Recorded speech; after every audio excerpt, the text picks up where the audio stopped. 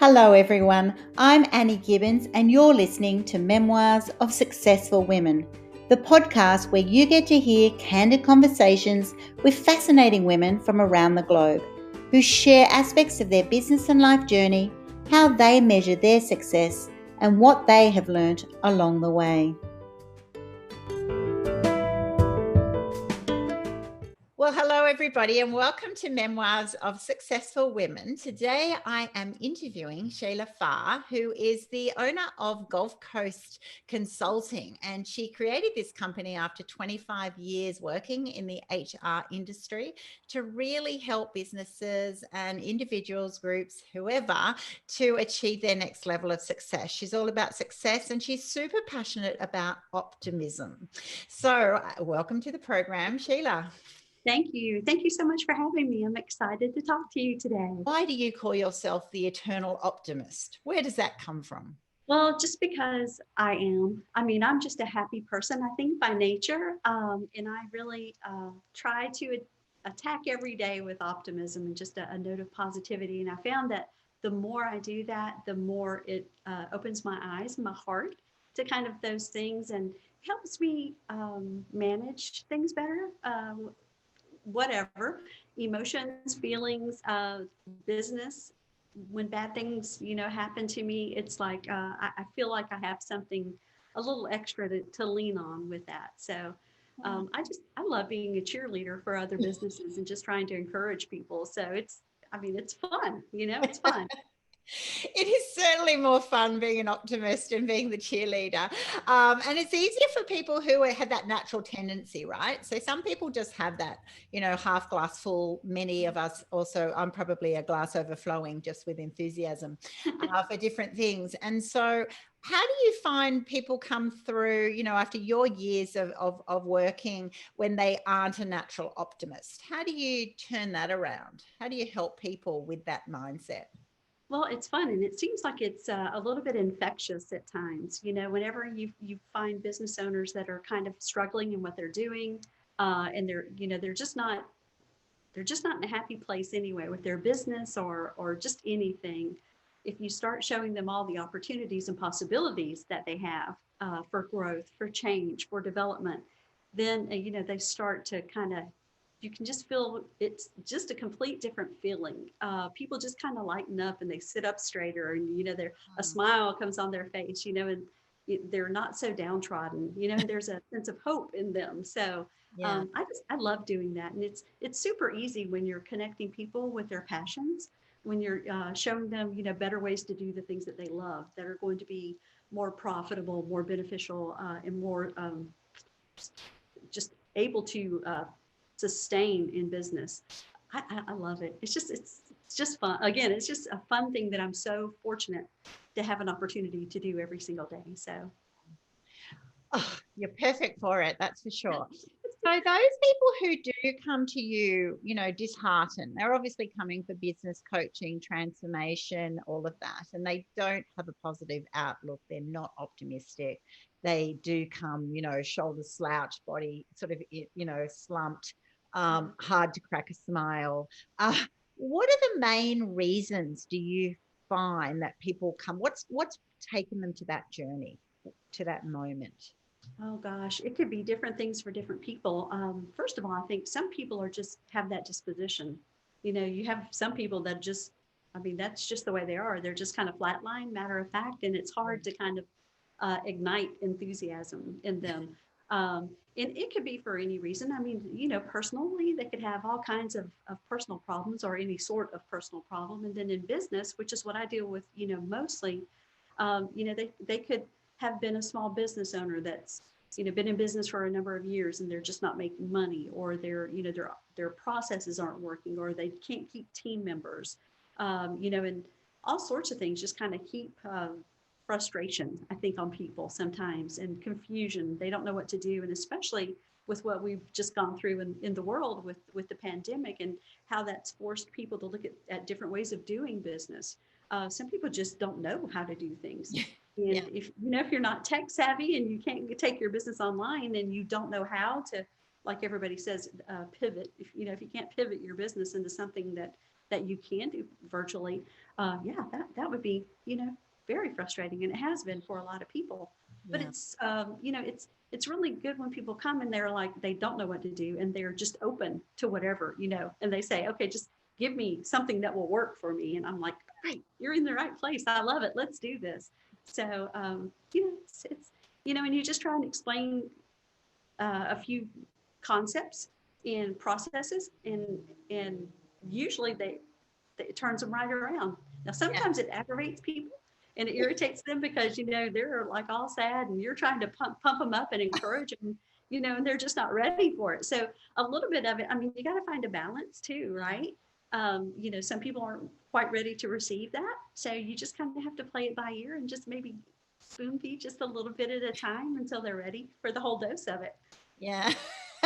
Well said. There's a lot of elements of change management, and it's drip feeding that as well. And a lot of that is developing trust, because when they've been hurt or let down or things haven't been working, and they would have obviously, often by the time they've come out to a consultant, they have tried a lot of things and they've accepted advice from other people. And so they're at a level of, is this one going to work? So I can totally understand the mindset. So when they come across someone who's all peppy and positive and, oh, okay, well, let's just really get into this, it can be a very hard journey for them, because I find that people are sort of like going, okay, well, what are you going to do that's different for me? Which is fascinating. The other bit is, you mentioned the word pivot. And I think that's, that is the buzzword at the moment, particularly as we respond to the pandemic and where you've got to all pivot. But pivoting still means that if you were going one way, you can pivot to the other way, which is all fine. But if you don't know what that other way is, then, people can say, well, why don't you just pivot your business? But that's right. If you've always been office-based, more paper-based, face-to-face coaching, training, all of that sort of thing, and then someone just goes, just pivot your business, you've got to be quick and agile and responsive, then it must be fascinating. I'd love to hear from you, because of, your expertise in HR. How have people processed that? And what does that actually mean? How hard is it for them to learn those new skills to be able to pivot a business?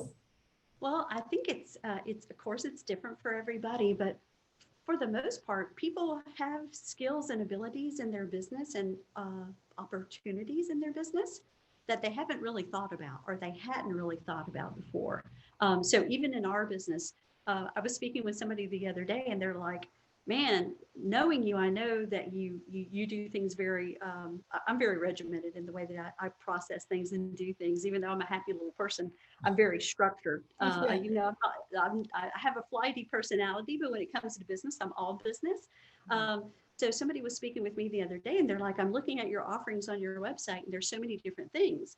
And I'm like, I told them, I said, that's because I give people what they need. So if somebody asks me if I do things, then I find a way to do that. If if I have the ability or skill to do that, or I know somebody that can do that for people, then I do that. So, and I think that a lot of the businesses that I've worked with, especially over the past 6 or 8 months, insurance companies, it's like, well, we just do insurance. Well, no, you do more than insurance. You can train people, you can train small business owners how to manage their insurance needs. In all these various different areas, so you can be a trainer. You're not, you don't have to be just an insurance company. And for physical therapists, there's telehealth. So how do you transition into telehealth for small practices?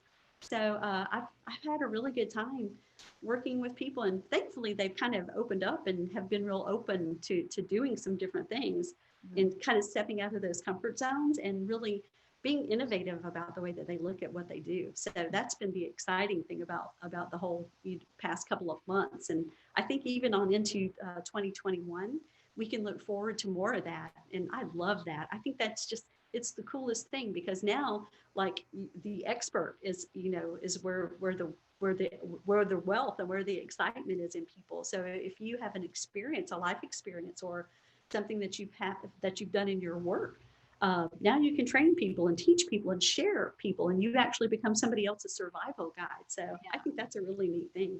Oh, I love that term, be a survival guide to someone else. I might even take that one. I think it's really interesting because I find that the people who have a business that they started for a very specific reason, very purpose driven, they can be the ones who find it harder to pivot because they've started their business because of what they have to offer and what they're wanting to give, right?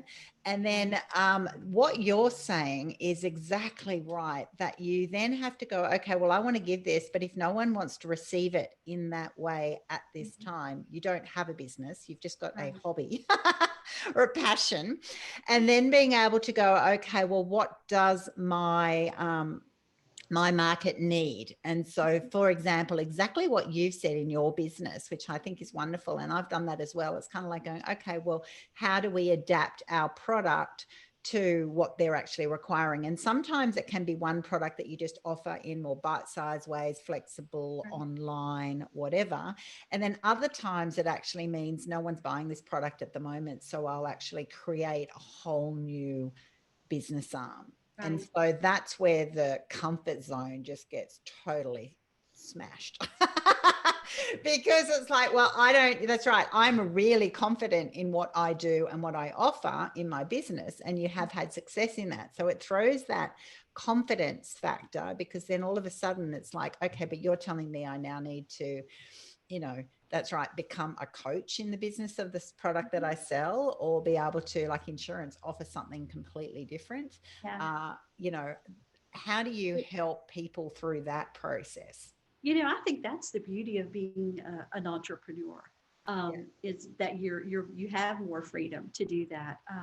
And I've worked with smaller companies that have been able to do that, and it's been a bit of a process. Just showing them from a monetary standpoint how that could impact their business. Okay, so you can have all of these employees and you can lay them off and nobody works, or you can make these few adjustments and do something just a little bit different, and you still have people that are working, you still have an income. So you just take it small, and it's bit by bit. And I know in my practice, I consult for education and training, so I go into places and look and see where they have needs or where they need to make business adjustments, because I've done a ton of strategy and things like that.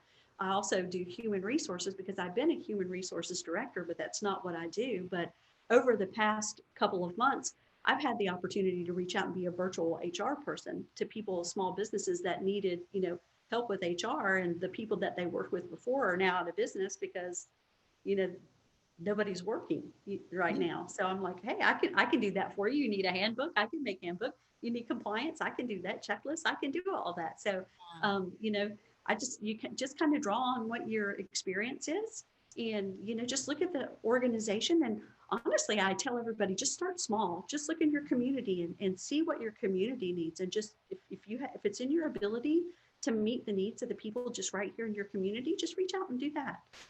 Because people need things, and they're going to come to you, and they know you. And like you said, they trust you.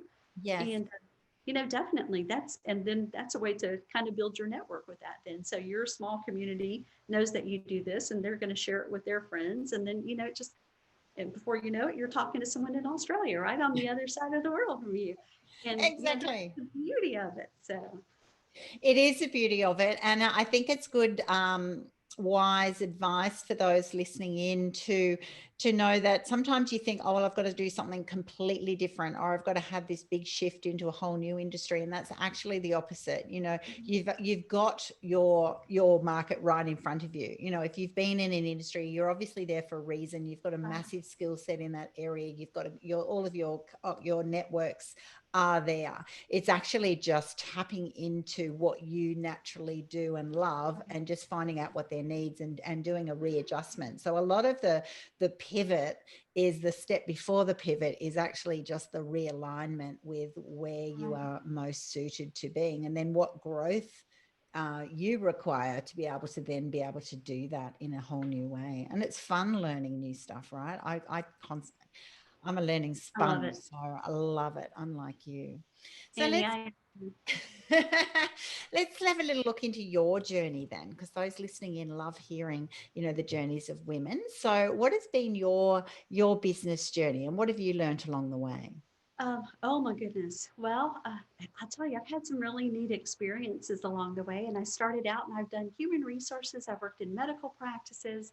I was in the military for a while too. So I have that experience. But I'm like you, I love learning. So I have been a lifelong student. And I love going to school and I just, just build degrees and certificates just because I love learning new things. So I think probably one of the most one of the biggest lessons or experiences I've just had has happened within the past couple of weeks, maybe the past 4 or 5 weeks. Just as we're kind of looking at what we're thinking of doing for the next year and planning for 2021 and looking at the way that we've done things in the past, it just kind of occurred to me that there are a ton of things that I could be doing that even I wasn't doing. So I'm just kind of one of those moments where I was speaking with another coach and they were talking about some things that they were going through with their students, an exercise that they were thinking of going through and coaching. And she was like, do you mind if I share it with you? And I'm like, well, no, let's, go ahead for it. So she starts, asking me some questions and she's digging into things. And I'm like, oh, and some of it was personal and some of it was professional. And then I'm like, oh, wow, well, I never thought of things exactly that way. And I especially never examined myself in that particular manner, about, and it was funny for me because I'm a big proponent of personality testing and knowing what your preferences are, what your behaviors are. And I do that for other people, but I really had never in many years done it for myself. So now having somebody do that for me and just kind of shine a light on me, just turn that mirror around and let me really take a look at it to see what was really going on in my business and in my life at this particular time. And I'm thinking, gee whiz, I'm playing small.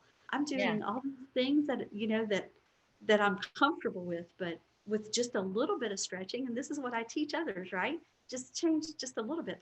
Look at what all these other wonderful big things that I could be doing and how many other people I could be serving. Yes. So, my biggest lesson that I've learned in my journey is just always keep your eyes open to see where you can serve and look for needs that you can meet along the way, because those oftentimes will open the most beautiful doors and the most amazing opportunities and adventures for you. And those things to me, I feel like are just so enriching to your life, and we always say, well, we talk about success as though it's a destination, but it's truly not. I don't think it is. I think it's a beautiful journey, so I just have learned to be thankful for the things that I have and in the places where I am, and really stop and be aware of what's going on, with the people in my life and the people in my business.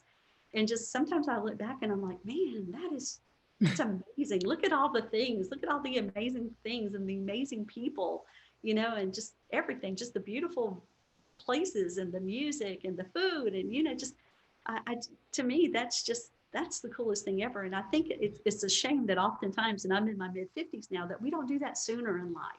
I know, exactly. How wonderful would it be if you were 20 and you could appreciate all those wonderful things and all the experiences that you have, the good and the bad, in your personal life and in business, and how they change you and enrich you and grow you and put you in positions to help other people. Because for me, that's what I love. I mean, to me, that's what it's all about. It's just sharing what you have and bringing people along with you, because that's half the fun of it right there. So true. So true. I know we're both passionate advocates for, both women in our 50s now saying, gosh, I wish I knew this earlier and this earlier and that earlier. However, you also have to go through your own journey to learn those messages as a truth for you. So it's a balance, isn't it? What have been your biggest challenges then in that journey? You've been in HR and you're a natural fit. Have you had any specific challenges that you went, I took a path for a little time in there and it wasn't right for me and I knew it wasn't a good fit? I have done that. I'm a people pleaser, or used to be a people pleaser. Because people oftentimes who love to serve others will serve others and neglect themselves. Yes. Or kind of put what their needs or talents or anything that they desire on the back burner. And I think I did that for in business, especially for a long, long time. And actually, that's how I got to my business. because I was in a place where I was working for an organization, and it was a privately owned company. Loved it. Had the most dynamic team I've ever worked with. We were building business. We were serving the community, and then things changed, and we became owned by a corporate entity, and that kind of shifted the whole feel of the organization, the climate, and everything. And some people did really well and they excelled in that environment. But for me, I felt kind of stifled and just boxed in. And if I don't have the freedom to be creative or innovative or impactful, then I don't do well. And so I think that's Yeah. what, You're that's kind of, caged. yeah, it really did. So, I just started thinking, well, I'm helping my friends do these things in training, and I'm helping this business do this kind of on the side. And I thought, I wonder if I could really just do this, Yeah. So the next thing I know, I'm standing up a little flag with a name on it, and I have a business, and now I have a business, and it's great, and I get to do the things that I love to do and the things that I'm good at, and I do get to make a large impact on people and the way that they live and the way that they think about business. So it's really it's been a blessing. Mm. I think you've nailed it on that moment that you realize I'm really an entrepreneur, or even a solopreneur at the beginning, So that feeling of it is like an entrapment of I'm good at what I do. That doesn't mean that you're not, but you're always serving someone else. You're probably going overboard because you're dedicated and you've got all these great qualities, but you then give and give and give, and for someone else's gain, which is, it's not as if we don't want them all to do well. And then having that moment of, oh my goodness, I could do this for myself. What was the feeling there? Because it often comes with an excitement. It's a real light bulb moment. I wonder if I'd be capable of setting up my own business. What sort of skills do I need? Very big change, obviously, and risk and an emotional roller coaster of what would it take for me to back myself and then set up my own business. But then it suddenly gets super exciting. It's like a drug, right? Of like, I could do this and this and this and this. But then saying that, you can then easily within a year be burnt out because you're then spending way more hours than you did before when you were being a servant to others, and you're also then massively in debt. So it's like this, it's a really great, I think that those words that you use, freedom, freedom and opportunity and continual growth and all of that are wonderful, and they activate. And I do both. I work as an eye health charity CEO and also on a couple of boards. And then I also am an entrepreneur in my business. And so I've coached so many people over the years that have gone through all these cycles. How was it for you when you suddenly went, you worked in HR for 25 years, you suddenly go, oh my gosh, I could do this myself, and put up my little sign. But what was the process like?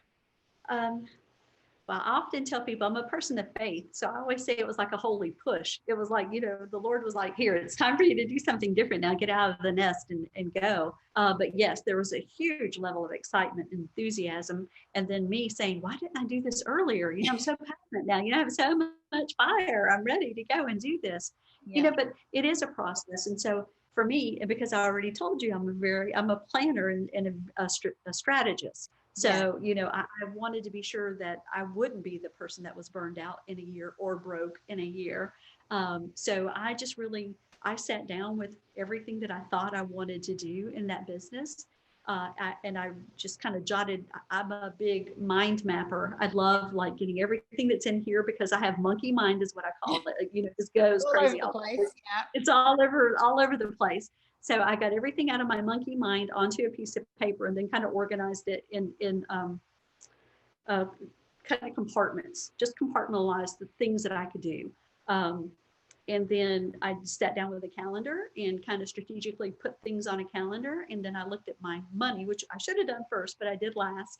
And just to make sure that I knew what I needed to do, that I'm a big proponent of setting goals and taking steps toward those goals. So I think that kind of helped me be a little more successful than some in that area, because I was very strategic. Even though I knew it was what I wanted to do, I started kind of baby stepping toward it. So even when I was in the other job, In the evenings, I would go home and just meticulous planning, Yes. and just make, start to do a couple of little things that I could do in the evenings or on the weekend. So I could just kind of baby step and just kind of dip my toes into the water to Yeah. see, how it felt. And, it just grew from there, so it was, just kind of slow and gradual. It wasn't a big, I'm through with you, I'm taking my box and I'm going, away kind of thing when I went with the other job. It was just kind of, okay, I'm doing this weekend and doing that this weekend. And it was funny because people would see me, because I'm advertising, here in the community with people that I work with, and they're like, "What is this thing you're doing? What is this place you're speaking at? Who are these people you're talking to?" So there was really kind of a neat thing, but it's been a beautiful progression into something that's kind of cool. And the neat thing for me is now my former employers, actually two of them, actually I consult for them, so it's really kind of cool. That is a win-win, isn't it? Well done, you. So what have you been your biggest joys, after this big journey of, being an employee, setting up your own business, being able to grow it, and you just love it and you just look so happy in it. It was really rewarding. Now you get to help other people. What are the biggest joys? If you could sort of tap into, okay, well, what 2 or 3 things have been, you just went, oh, just so happy that I did this? Well, I think one of the things is definitely writing books, because I've had the opportunity to be part of a couple of anthologies just this year and have 2 books published. And then that leads to speaking to people about the things that we're writing about. And now I've got I've got 2, 3 books that are coming out next year. And I've always wanted to be a writer, and I've always wanted to be a best-selling writer. So now I'm a 2-time best-selling author. Yeah. And I'm looking forward to what 2021 brings. So that's definitely been a good thing. So I've been able to kind of bring those things into my business, because what I'm talking about is finding your voice and kind of knowing where you fit in the world and what you really want to do, and then how to actually step out and launch your business. So those are the 2 things that I've been writing about. And then for next year, it's a little bit more of the same, but on a personal level, like how do you overcome the things that hold you down in business, but how do you overcome personally some things that hold you back? Like when I realized I was playing small, but now I've had 25 years of this behavior and this serving other people and being the people pleaser. How do you turn that around and then become a successful business person? So just having an opportunity to do things like that, things that I've always wanted to do, but never really had an opportunity to do or the time to do. So those have been some really good things. And then just speaking with people and meeting people like you all around the world that are doing similar things, and just going out in the world every day and making it a better place and crushing it to help other people, and, just enjoying life, because we only get one time. So we should enjoy it, right? So right there. And I think this podcast is called Memoirs of Successful Women. And that's why I love interviewing you, because you're just demonstrating all those aspects of success, and as you said, it's defined in your own terms, in your own ways, but being able to get to a stage in your career that you've had that journey, and then now you're even comfortable enough in your business to then be able to go, well, I actually am an authority in this. So I'm putting out books, and being able to then you're able to then blend that then with your coaching and your training, that you're the actual author on this topic. I think that's just such a beautiful demonstration of, and you're not stressed about it. You're actually enjoying it. I think that's the difference. That's the barometer, isn't it? When it's right. Super, you will always have those deadline dates of, oh my goodness, where did the hours go? Excuse me, but it's also it's like a joy, the joy comes out of you and then says, I'm loving this, or I can actually, to be able to unpack it and to be putting it into a book that other people get to benefit from. Right. So how about you give a plug for your books? What are your books called, and how can people find them? Sure, absolutely. So the first one is called Trailblazers Who Lead. And it's just about that. We had a visionary author, and this is really neat way that this book came about, because there is a person here in my local community who has for years run a very successful women's conference every year. And so I've gone to that, been a part of it, have volunteered, and I've known her, but I've never really known her. It's like I've known of her, but I've never worked with her or anything. And I'm, just nice and friendly. So she had an anthology going, and a lot of my friends were writing chapters in it. They were like, you really should consider this. And I'm like, no, I don't think that's for me. I don't really have anything to say. I don't have anything. And so a few days before the deadline to cut off, it's just like one of my friends was like, Sheila, I really think you need to do this. So I messaged her. Her name is Kern Cherry. So I messaged Kern and was like, I asked her, I said, do you have any places left? I know you're getting down to the wire. And she was like, well, you've got 24 hours. If you can write your chapter in 24 hours, part of it. And I was like, okay, I like a challenge. Okay. I can do this. Yeah. So I'm in. So I did it. And it was such a neat thing because all the stories, while they all were so very different, they're about women who overcame things to start new things, either a new business, a new church, a nonprofit. Served in some way in their community, and it was all about people who were not in the front. So this was Kern's, her desire was to push people who were in the back of the room doing these really cool things to the front and put them on stage. And she did such a beautiful job of that. And she made, we all are doing now collaborative projects. So it's like we really became a sisterhood from that book. And it's been the coolest thing ever that I've experienced. So Trailblazers Who Lead, and it's just about that. It's about women doing great and amazing things that, you really wouldn't notice if somebody hadn't put it out there for you. Yeah. And then the second is an anthology with Dr. Cheryl Wood, who is a speaker coach and just international, and she's wonderful and just a powerhouse. I just love her. But it's called Courageous Enough to Launch. And it's, again, talking about the things that you overcome to step out and launch your own business. So that's been really good. And then I have a new one coming in January. It's another anthology. It's called Finally Free. And it's talking about the personal struggles that you overcome to step out and do things that you wouldn't normally do. So it's been an interesting year for books for me. So it's good. Super, super exciting.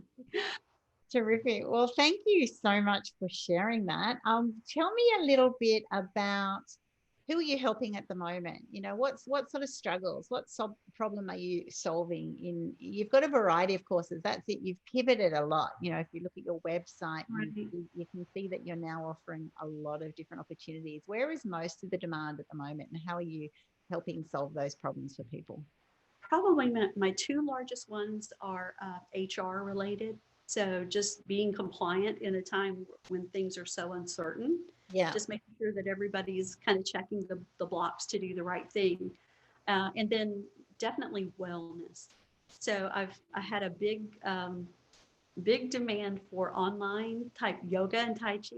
Yeah. So I never thought I would really do that, being a yoga instructor, but I was like, okay, you guys want yoga by Zoom? Okay, here we go. Let's do it. So those probably have been the two biggest things that I've done. And then honestly, I've had a lot of, my third thing would be just helping people get started in business. So launching new businesses. So it's been exciting. Yeah, it is super exciting. And I love that, because you would never think, after me introducing you as an HR expert who then has your own consulting firm, you wouldn't be thinking you'd come to your website and find an online yoga course. And that actually demonstrates, but that's your side passion. And this is the thing, once we start getting we get our own personal brand, and people then who are then in your community and know that, and they'll know you're a yoga instructor. Or I take people on fitness hikes, for example, because they go, well, where did that come from? Because you're unique. But those people in your demographic will then go, I know that and I like it. And that, to me, that's business, but it's also balance. And I love the way Sheila is so calm, and she uses that to empower her in a way to then even be better at business. So I love that people who are thinking, oh, how random can you go? You can actually go pretty random if the demand's there, if that's what people are wanting, particularly now, during a pandemic, and you're working at home and you go, well, I can't do all the things I've done before. Then, that's right, an online yoga session, why not? And then you also have demonstrated that, through that, you also then get the personal connections. And as you and I know very well, it's a lot about, you can teach content in a course and the how-tos, but once you get that connection, and often it's doing the sport or the social or the other things, allows you to really connect with the person in a way that actually helps you. It builds that trust, it builds that relationship, the relational factors that help them, on that journey to building their business and becoming successful in their own terms. So I totally love that. And also, during for those people who are launching a business in a pandemic, there are whole new factors. In some ways, it actually is great for their future proofing. If you can do that in a pandemic and set it up in a way that actually, is a global, everyone is potentially a global business now, that actually, although very hard, financially and attracting customers and bits and pieces, in the long term is really great. That other people are struggling with that because they have to now learn to pivot, whereas the new businesses are. That's what they were born in. They're designed to be, right? It's like, I'm ready, I'm agile. I'm a modern day business. So I love the journeys that we get to share with people. And I've just loved our conversation today. I think you're a beautiful, beautiful person. And I love how you've used your whole background and who you are and many factors of your personal brand and faith and passion for helping others to be able to achieve the business success that you've had. And also be, like growing yourself still, which is what I'm doing, putting out books, speaking globally, meeting other people. And I think that's really important for people to know that, you don't, those people who have learned something and then become a coach and then they just coach that, if they're not, we've always got to be lifelong learning, right? And so it's learning, but it's also, learning about ourselves and learning that we have so much more to give. It never stops, right? Yes. So we are all on a journey and very happy to share that with others. So fantastic. Well, thank you for being on my program today. How can people find you, Sheila? What's your website? They can find me at sorry, I'll say it slow because it's long, gulfcoasttraining.org. So, and that's where my books are. That's where my courses are.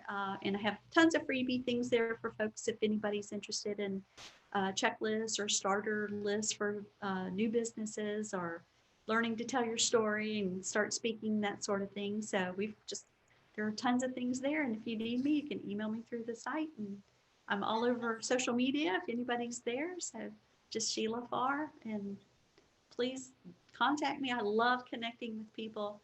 And I'd love it. So if there's any way I can serve anybody, I'm happy to. Fantastic. Well, I do know that my listeners, first of all, love a freebie. Who doesn't? So go to gulfcoastconsulting.org. Check out those freebies that will just get you started. And if this conversation has resonated with you and you've connected with Sheila, definitely reach out, send her an email. All of your details will be on my podcast platform on YouTube and also via my website. And I wish you all the best in your future success. And thank you for all of your sharing today. It's been just delightful. Thank you. I'm looking forward to following you for many years to come. So I appreciate you and your platform as well. So thank you for sharing that with me today. Thanks, Sheila.